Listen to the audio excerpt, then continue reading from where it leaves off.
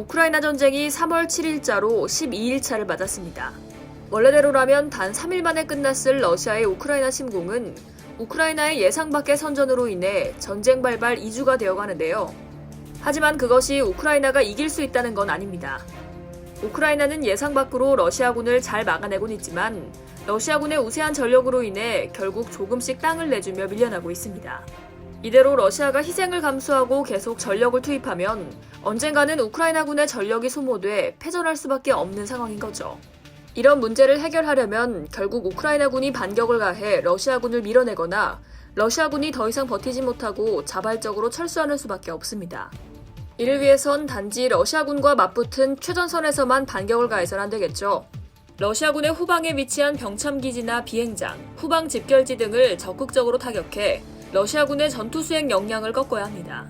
먼저 우크라이나 내에 집결한 러시아군의 물자 집적소 등 병참 거점을 타격해야 합니다. 우크라이나 영토 내에서 우크라이나군은 제한적으로나마 포병 전력이나 항공력, 드론 등을 이용해 이런 러시아군의 후방 타격을 어느 정도 수행하고 있습니다. 여기에 러시아군의 전쟁 수행 능력에 가장 큰 타격을 주려면 결국 러시아 본토에 대한 공격을 가해 러시아군 및 러시아 정부의 시선을 분산시키는 건 어떨까 하는 생각도 드는데요. 문제는 우크라이나군이 보유한 탄도미사일이나 순항미사일 등의 장거리 타격 전력이 빈약하고 공군력도 간신히 우크라이나 내에서 러시아군의 공중지배를 저지하는 데 급급한 실정이라는 겁니다. 러시아 본토까지 전폭기를 투입해 공습을 가하는 건 언감생심인 거죠. 실제로 개전 초기에 우크라이나군의 전술 탄도미사일인 토치카가 러시아 영내의 공군기지에 발사돼 어느 정도의 피해를 주긴 했습니다. 그러나 이 미사일의 사거리는 90에서 120km 정도로 짧기 때문에 러시아군의 진격으로 우크라이나군이 국경에서 꽤 떨어진 지점으로 밀려나면서 현재 러시아 영내에 이 미사일이 발사된다는 보도는 나오지 않고 있습니다. 애당초 우크라이나 영내에 집결한 러시아군의 후방에 대해서도 만족스러운 타격이 이뤄지지 않고 있는 상황에서 러시아 본토를 공격하기는 어렵겠죠. 특수부대를 러시아 본토에 침투시켜 후방 교란 및 폭파 공작을 하는 것도 고려해볼 수 있지만 이건 역시 녹록지 않기는 마찬가지입니다. 러시아군이 점거한 지역을 뚫고 국경을 넘어 러시아 본토까지 들어간다는 건 현 시점에선 지극히 어려울 겁니다. 소규모의 성공을 거둔다 해도 이들이 러시아군의 전투력에 치명타를 끼칠 수 있을지는 의문이고 무엇보다 이들의 무사교환도 불가능에 가까운데요. 우크라이나가 얻는 게 적은 작전을 위해 많은 노력과 비용을 들여 양성한 특수전 전력을 소모하는 선택을 할 것 같지 않습니다.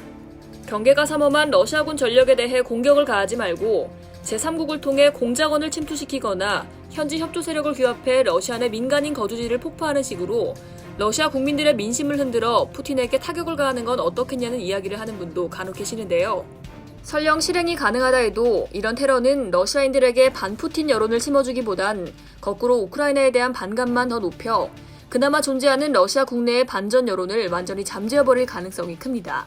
실제로 1999년에 체첸 분리독립주의자들이 러시아에서 벌인 아파트 폭파 사건으로 약 300명의 민간인이 사망하자 러시아인들의 여론은 러시아 정부에 대한 반감이 아니라 체첸에 대한 반감으로 이어졌고 결국 러시아는 이를 빌미로 제2차 체첸 전쟁을 감행했습니다.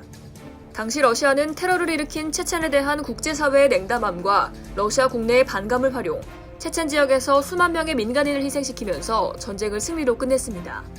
만약 우크라이나가 비슷한 테러를 러시아 민간인들에게 벌인다면 이 전쟁은 푸틴과 우크라이나의 전쟁이 아니라 러시아 국민 전체와 우크라이나의 전쟁이 되면서 우크라이나에 더욱 불리하게 돌아갈 수도 있을 겁니다. 이상 KD펜스였습니다.